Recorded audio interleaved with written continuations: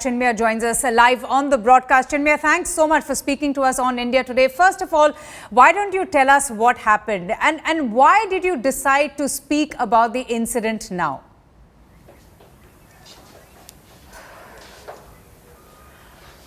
Because this is the right time. I'm ready now. If this hadn't been such a huge people's movement, I wouldn't have gotten the guts to speak up, and I would have taken this to my grave, like most women and men do about their own sexual assault stories.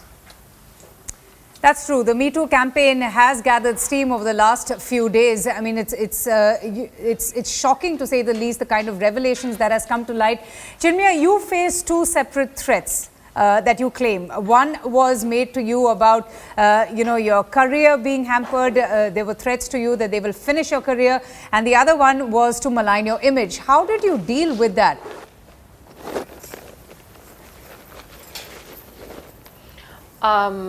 When he did say that, my mother apparently dealt with that. I was unaware when this entire thing happened. She wanted to shield me from all that. And she said, we will take care of the career, and even if she doesn't have a career, that's fine. But he actually did not do anything to ruin my career, I presume. So I have actually grown pretty well from there, slowly, steadily, whatever. And I have actually gone on to sing some of his lyrics in films, though he is never present in the recording. So the sheet of paper would come and we would just sing the song just like it is for anything else. I have not been alone with him ever, and even the couple of public events that I have been a part of, I have kept my distance and not interacted with him unless and until it was professionally called for. True. Chinmayi, one would imagine that taking on somebody like Vairamuthu would have massive consequences, especially for an enormously talented singer in the industry. You were so young then. What did it take, for you to survive and flourish and do so well, even with such a powerful enemy harassing you at all times? It was not at all time. It happened at one time, and then 4 years ago when I refused to sing at his event, he did say that there will be consequences, but I don't think he followed through on it. I guess he just wanted to scare me into doing something, and I wasn't willing to be scared.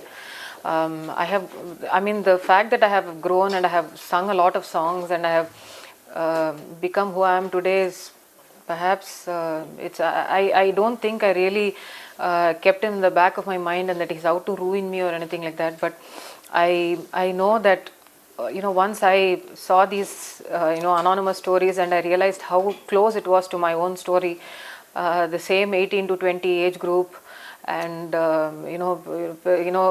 coming up from behind them, catching them unawares and trying to kiss them or kissing them, and then taking it forward, or I guess I don't know. And in both these cases that I heard, the girls ran from there and the other girl was also me. So I know what it feels like, and it is difficult, and nobody has the guts in them.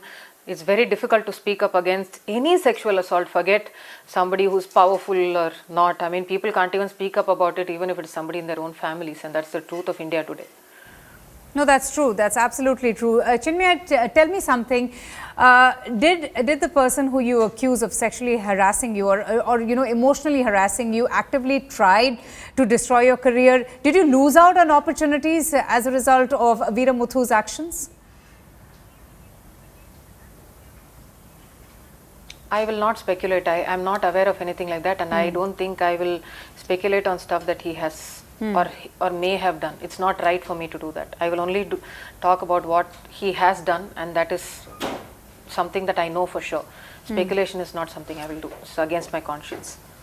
Okay, so let me ask you then, Chinmayi, what do you think about this campaign? So many women today courageously speaking up and receiving so much of support. Your thoughts on the entire movement that has gathered steam over the last few days?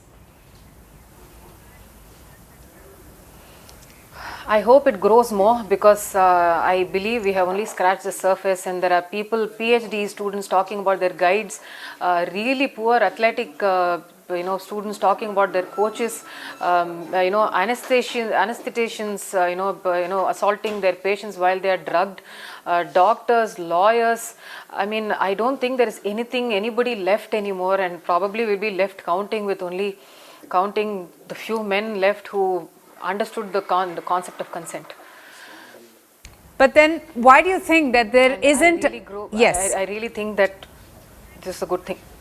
Why do you think that there isn't a Me Too really upsurge think it's a good in thing, and the I'm southern sorry, what's film your industry question? then?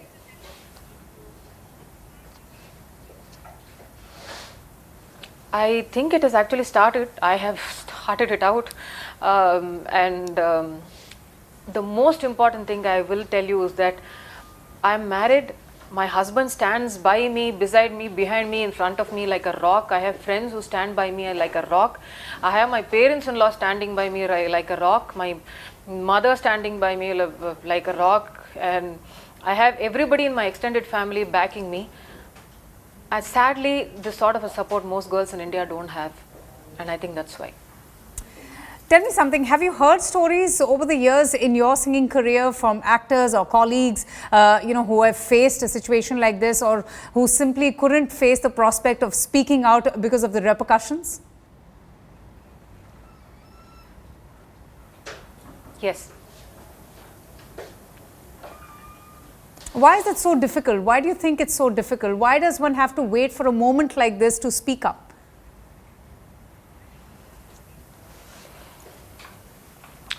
I think women have spoken up over the past 10 years. We haven't listened to them. We didn't listen to Tanushree when she spoke up. We didn't listen to others when they spoke up. We didn't listen to Aishwarya Rai. I mean, we didn't listen to Aishwarya Rai of all people. And what hope do others have? Seriously. I've been thinking about this movement. It's not as if everybody rallied around these victims and then Yes. they got work. Most of these girls who spoke up lost work rather than continue their careers. People have quit work. People have either quit journalism or their law careers or their medical careers because they had to do all this. More and more girls have quit because they had to face all this at work. And do you really think it's easy for people to speak up? I don't think so. But I have had more stories in the past 2 days from men who have been assaulted and they don't have any agency at all to speak up about their own assaulters. No, that's very interesting. That's a very interesting point that you raise. In fact, we've also heard this. I've heard this personally from my friends and male colleagues who don't find that outlet and who also are subjected to, a certain kind of harassment. But Chinmayi, you have demonstrated that even the reigning deities of Tamil cinema like Vairamuthu are untouchable. Do you think this will change now? I mean, if we see in Bollywood what's happening, so many noted, respected celebrities today are being accused of sexual misconduct. Will this movement spark a chain reaction?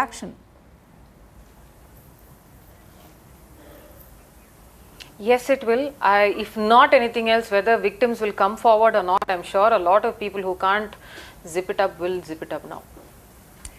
But in Bollywood, when the Nana Patekar Tanushree Datta controversy broke, there were many A-listers and stalwarts of the industry who chose to remain silent. There was a lot of criticism for Amitabh Bachchan, for Aamir Khan and the others. Do you think stalwarts of the industry, those who have earned so much of respect, like Rahman in the South and others, should speak out now as well? I would like to actually it is again not my place to say you should speak up, he should speak up, they should speak up. True. We don't know what they are going on in what's going on in their own personal lives, and when whoever has to come up, and I mean Mr. Bachchan could have been going through personal hell at that point in time. Maybe he had a bad day, maybe he had a migraine, maybe he was unwell. I'm not going to do these moral things about Mr. Bachchan should have said. I didn't join into that chorus to chastise and criticize Mr. Bachchan. That man is a respected man. At that particular day he refused to not speak about it. Maybe he wanted time to understand what is going on. I mean, when I'm asked to comment on so many different social issues, I want to take the time to read, and I'm sure veterans like that don't have that time, and it's not fair of us to keep demanding do this, do that, do this, do that. And I say that myself, being having some gone through this, I know today that my own colleagues are afraid of speaking up for me, and I don't blame them for it, neither do I judge them for it. It is up to them when they want to voice out. And if they prefer to stay silent, I'm not judging them for it. It is up to them, really. Fair enough. No, absolutely fair enough. But Chinmayi, there are many others who are quite cynical and skeptical of this movement being exploited or misused. Men are also coming out and saying that this is an attempt to tarnish their image, to defame them, that they are being vilified. Your thoughts on the same? See, I think this knee-jerk reaction of men who are being vilified, I think it's, I think really all those men who understand the concept of consent don't have anything to worry about. And yes, really good men are also worried if have they at some point in time made somebody uncomfortable, and all those men are putting out apologies even, without anybody coming out with anything. And in my opinion, this will actually sensitize a lot of men on the concept of consent, what is okay, be a lot more open to what a girl is comfortable with and what is not. And that said, I also know that there were a couple of instances on Twitter where women took this about one date gone wrong or a relationship gone wrong, or getting back on their ex-husband. This is not about that. Let us not paint this with two bad apples, just like I will not paint my industry because of 2 or 3 bad apples that lurk around. My industry has been a great place to work with, has been a safe place for me. I have been here 17 years. Nobody has touched me. Nobody has misbehaved with me. Nobody has sent me lewd messages. And I feel safe no matter what time of the night, whatever time of the day. And that is, I think, the most important takeaway, that the predators need to be afraid. They have to be very afraid. And the men, they don't have to be. The others who are not, don't have to be. And perhaps they'll understand, they'll be a little more sensitive to things, I presume. Well, that's the hope. Chinmayi, I've been thinking personally about this movement so much, and as working professionals, as women working professionals, there comes a stage when you have established yourself, you're quite comfortable with your colleagues, but I was thinking, and there are several kinds of harassment as well. It need not be only sexual in nature. It could be mental, emotional, etc. But your advice to young women who are just starting out, young working career women, what would your thoughts be to them?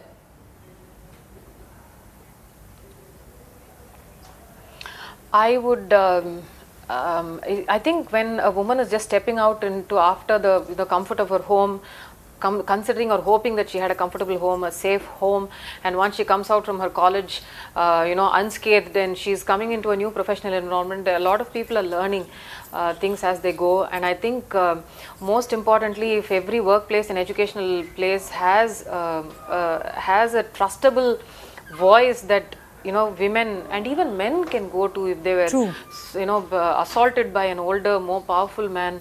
That is very, very important. I think as much as and should it be nipped in the bud right and there at that moment and speak up so that it does not drag on for so many years as we are seeing in most of the cases?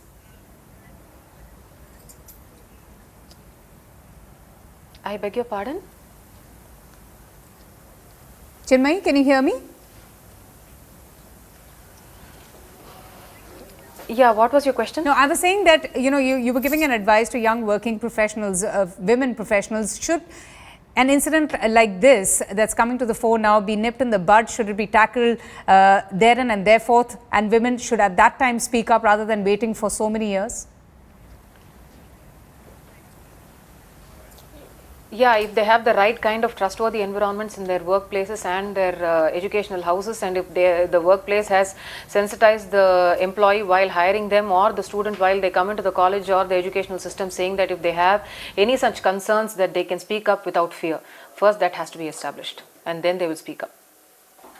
All right. Chinmayi Sripaada, thank you so much for your time. Thank you for speaking to India Today.